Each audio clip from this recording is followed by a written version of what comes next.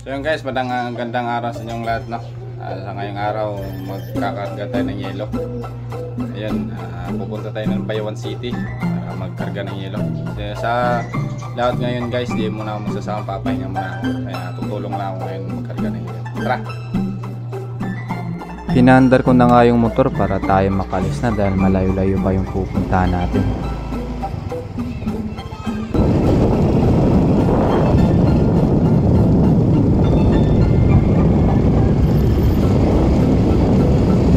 Ayun guys, nakarating na nga tayo dito sa bangka natin.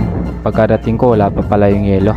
Kaya umakyat muna ako dun sa bangka para makapahinga muna dahil pagod rin tayo sa biyahe. Malayo-layo kasi yung Bayawan City galing sa amin. Ito na nga rin yung mga kasama natin, nag-aantay din sa yelo. Kahanda na rin yan sila para magkarga.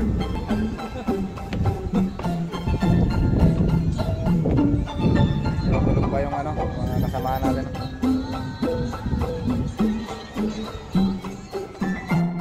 Matapos ng 2 oras na paghihintay natin guys, dumating na yung yelo natin kaya magsisimula na tayong magkarga.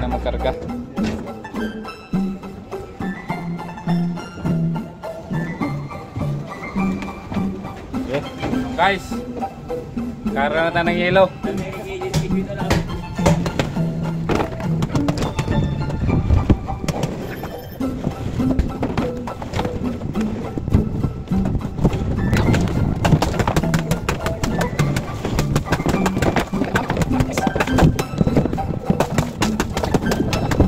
Medyo matagal pa tayo matapos, marami pa yung kakargang yelo guys. Yan, di pare tumasok. Mamaya pa kaming gabi matapos.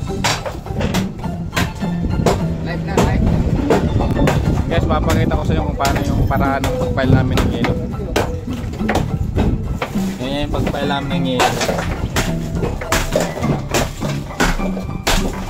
Yan yung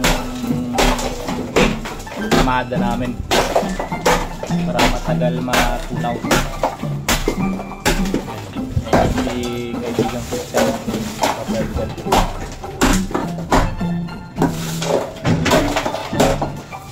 Guys, malapit na matapos. Ayan. Hirap na lang, malapit na Pasko. Kunti na lang. Natapos tayo.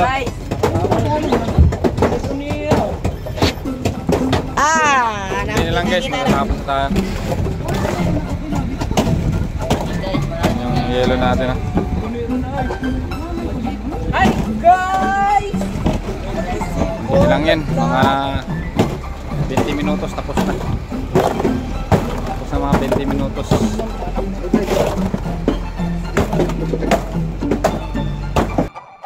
So yun guys, sumubra yung yelo na kinarga natin. Yun.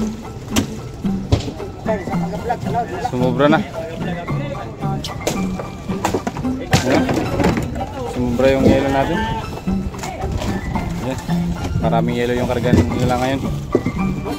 Hindi tayo sasama. Ayan. Ayan guys. Basta rin. Hapon na. Malapit na tumabi. Ayan guys, maraming salamat.